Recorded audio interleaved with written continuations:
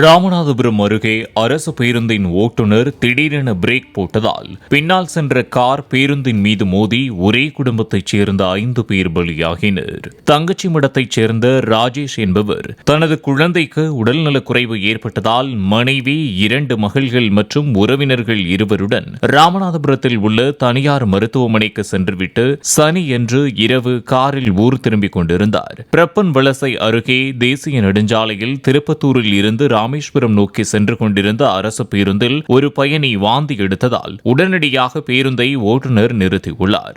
அப்போது பின்னால் வந்த கார் அரசு பேருந்தின் பின்புறம் மோதியதில் ராஜேஷ், அவருடைய 2 மகள்கள், உறவினர்கள் 2 உயிரிழந்தனர். ராஜேஷின் மனைவி, அவரது 12 நாள் கைக்குழந்தை மற்றும் கார் ஓட்டுநர் படுகாயங்களுடன் உயிர் தப்பினர்.